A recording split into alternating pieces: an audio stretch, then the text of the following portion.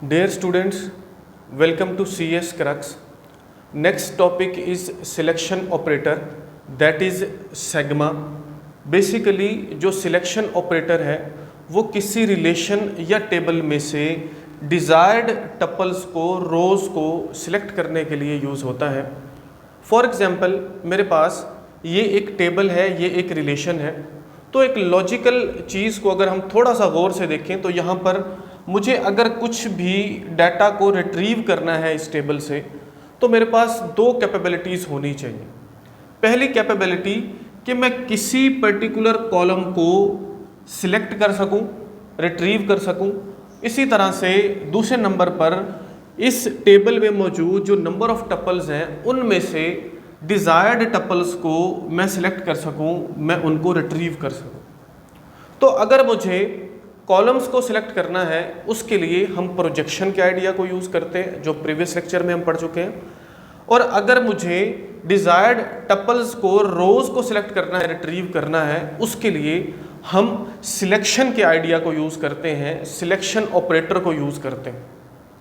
होता कुछ यूँ है कि जो सिलेक्शन ऑपरेटर है ये किसी रिलेशन या टेबल में से जो पर्टिकुलर रोज़ हैं, टपल्स हैं, उनको किसी कंडीशन की बेस पर सिलेक्ट करता है। अब कंडीशन की बात यहाँ पर क्यों आई इसको थोड़ा सा डिटेल में समझते हैं। फॉर एग्जाम्पल अगर मुझे इस रिलेशन या टेबल में से किसी पर्टिकुलर कॉलम को रिट्रीव करना है, सिलेक्ट करना है, तो ये मेरे लिए एक बहुत आसान चीज़ है, एक सिंपल चीज़ है। मैं क्या करता हूँ, मैं प्रोजेक्शन सिंबल लगाता हूँ और साथ में जो कॉलम नेम है उनको लिखता जाता हूँ। कॉलम नेम जो है वो सारे के सारे यूनिक है। किसी भी रिलेशन में जितने भी कॉलम नेम होते हैं सभी यूनिक होते हैं, हर एक का अलग नाम होता है। मुझे वहाँ पर कोई भी प्रॉब्लम फेस नहीं करना पड़ा, सिंपल। इसी तरह से अगर मुझे टपल को या रोज़ को, किसी ख़ास टपल या रोज़ को सिलेक्ट करना है तो यहाँ पर मेरे पास प्रॉब्लम है, क्योंकि यहाँ पर जो टपल्स होती हैं मोस्टली वो यूनिक नहीं होती, हर एक का अलग से कोई नाम नहीं होता।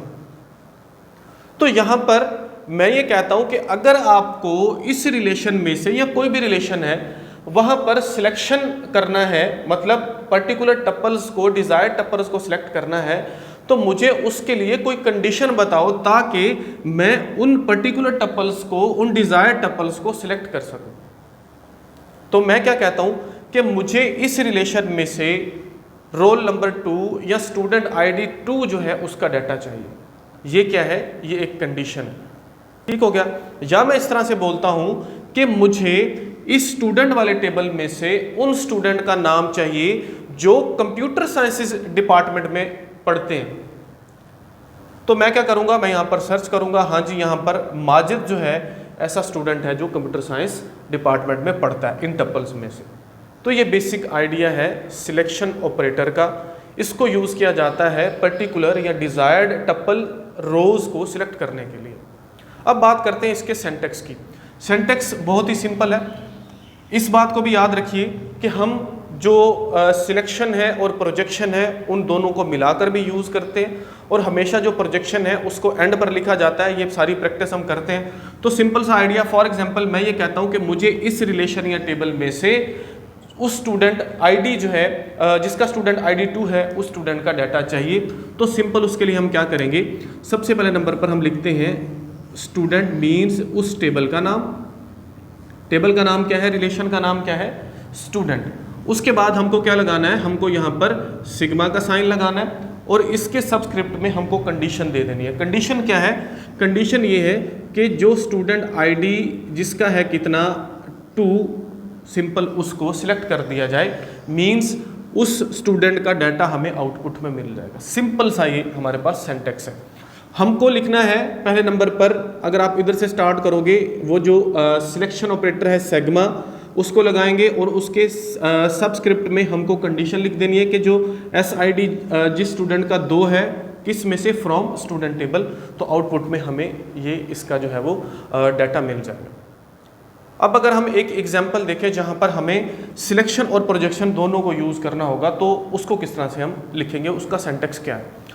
फॉर एग्जांपल क्वेरी ये है, क्वेश्चन ये है कि हमको इस टेबल या इस रिलेशन में से उस स्टूडेंट का नाम चाहिए या अगर बहुत सारी एंट्रीज हैं, बहुत सारी टपल्स हैं, तो हम ऐसा बोल सकते हैं उन स्टूडेंट्स का नाम चाहिए जो कंप्यूटर साइंस डिपार्टमेंट में पढ़ते हैं। अब क्वेश्चन को समझिए, हमको आउटपुट में क्या चाहिए, हमको नेम चाहिए। क्या चाहिए? नेम चाहिए उन स्टूडेंट्स का जो पढ़ते हैं कंप्यूटर साइंस डिपार्टमेंट। तो नेम का मतलब है हम क्या करेंगे, यहां पर जो कंडीशन है इसके मुताबिक हमको प्रोजेक्शन को अप्लाई करना है और सिलेक्शन दोनों को अप्लाई करना है। तो इसको समझते हैं।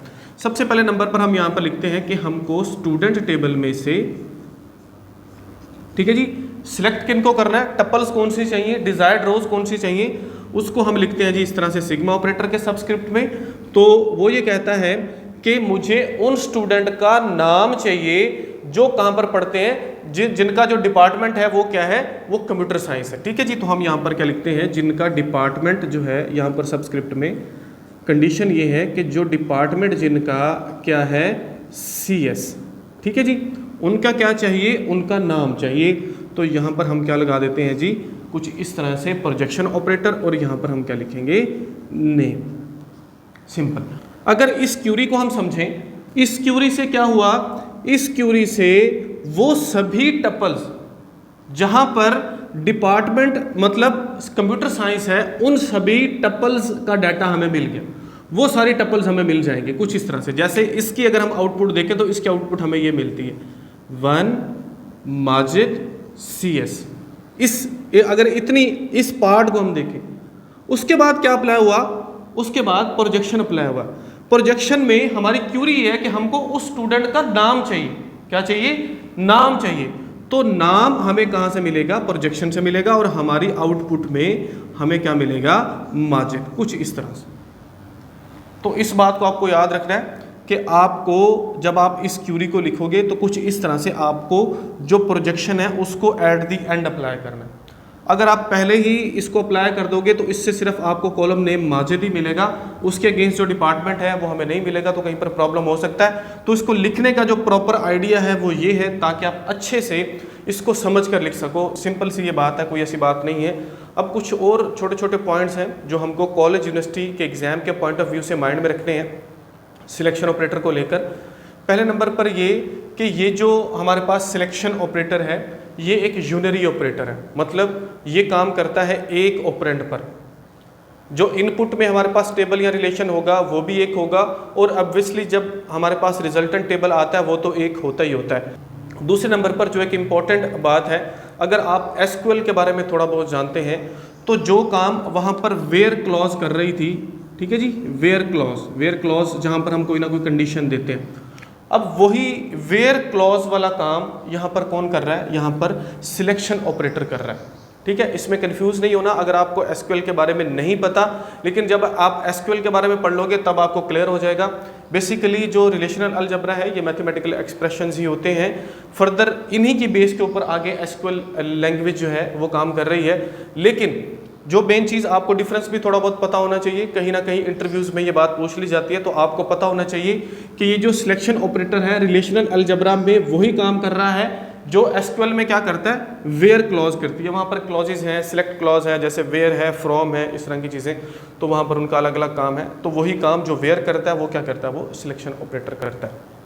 ये एक फंडामेंटल ऑपरेटर है जो हमने फर्स्ट लेक्चर में पढ़े थे, फंडामेंटल और ड्राइव्ड ऑपरेटर्स, ये भी आप फ़र्क लिख सकते हो। तो होपफुली जो बेसिक कॉन्सेप्ट है सिलेक्शन ऑपरेटर का वो आपको क्लियर हो गया होगा।